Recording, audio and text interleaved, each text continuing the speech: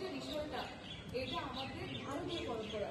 মানে প্রত্যেকটা ছোট ছোট বাচ্চা বাচ্চা মানুষও জানতো। মানে ভারতবর্ষে এমন একটা টাইমিং ছিল, বিকজ আমরা সবাই জানি ইন্দাস ভ্যালি সিভিলাইজেশন ওয়ার্ল্ড সব থেকে ওল্ড সিভিলাইজেশন। তখনকার সময় মানুষ যোগ অভ্যাস করতো। তো মানে বুঝতে পারছেন আমাদের সংস্কৃতি কতটা রিচ, তাই না?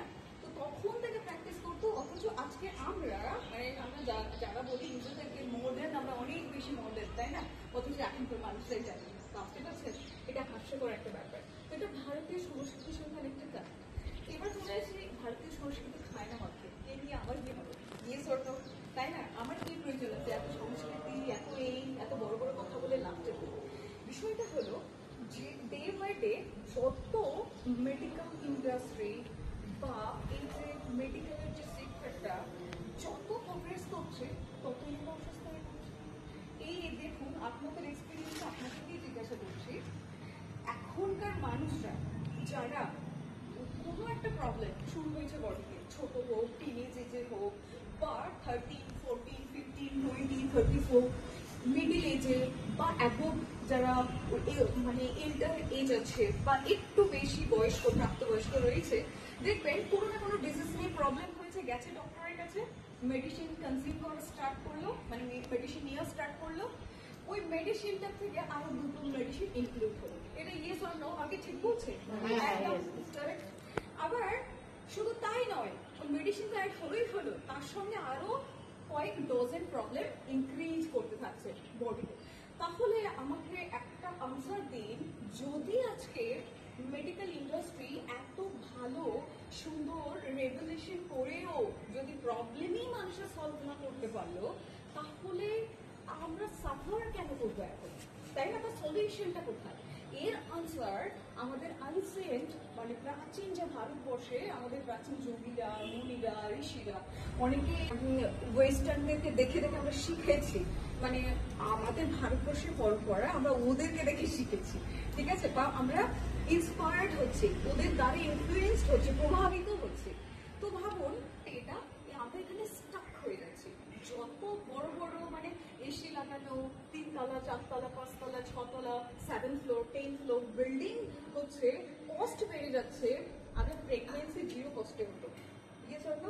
এখন প্রেগনেন্সিতে মিনিমাম একটা ফ্যামিলিতে 2 লাখ 3 লাখ মিনিমাম কভারেজ রেখে চলতে হবে। আরো লাগবে, বিকজ কেন? কারণ মানে আমাদের সিজার কমন হয়ে গেছে, তাই না? অথচ এটা কিন্তু, আর তারপরেও আরো প্যাকেজ নিয়ে আসবে, ব্যাক পেন, থাইরয়েড আসবে, সুগার আসবে, তাই না? অথচ এর অ্যান্সিয়েন্ট প্র্যাকটিস এত সুন্দরভাবে ন্যাচারালি মেথড বা প্রসেস রয়েছে, যাতে আমরা নিজেদেরকে হিল করতে পারি।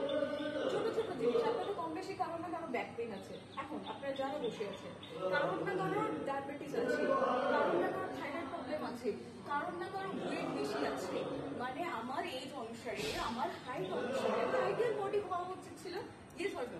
কারোর না কারো মাসেল, হিপের মাসেল, বডি মাসেল স্টিক আছেই আছে, আর তার জন্য ধীরে ধীরে মাসেলগুলো কি হয়ে যাচ্ছে, সংকুচিত হচ্ছে, পেন বাড়ছে।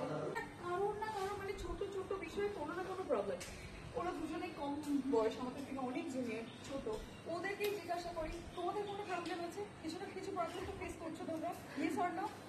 আচ্ছা, তোমরা বলো, এখন এত কম বয়স, আমরা তো কেউ এখানে 60-এর ঊর্ধ্বে নয়, এখানে সবাই under 60। Or is really thyroid. ছোট ছোট মানে ছোট ছোট স্টেপ নিয়ে সিম্পল আপনারা ভাবলে অবাক হয়ে যাবেন। মানে ঘরে অনলি আধা ঘন্টা 1 ঘন্টা যোগ অভ্যাস করে এই প্রবলেম গুলোকে প্রিভেন্ট করতে পারি। আরে পয়সা ওয়েস্ট করবো, এগুলো ট্রিটমেন্ট নেবো, হেলদি থাকবো, তো বাদ বিবাদ, বাট ওই যে সাফারটা করতে হবে, কে আমাদের সাথ দেবে? Yes or no? এই যে প্রবলেমটাকে আমাদের সাফার করতে হচ্ছে, তার সাথ দেবে, তাই না? তো এই জন্য এখানে কোনো মানুষের সুস্থ না সঠিকভাবে, কেউ বলতে পারবে না যে আমার বডিতে কোনো রোগ নেই, আমরা বাদ দিই, ঠিক আছে? তো বিষয়টা হচ্ছে এটা শুধু ডিজিজ নিয়ে অ্যাপ্রোচ নয়, এই যোগে অনেক পাওয়ারফুল। মানে শুধু শারীরিকভাবে আমরা সুস্থ হবো তা নয়, মানসিকভাবে সুস্থ হবো আমরা, মানসিক শান্তি পাবো, আধ্যাত্মিকভাবে। আধ্যাত্মিক অনেক পরে ব্যাপার। তো জীবনটাকে আমরা বেস থেকে একটা উন্নত বানাতে পারবো, সব থেকে বেটার বানাতে পারবো।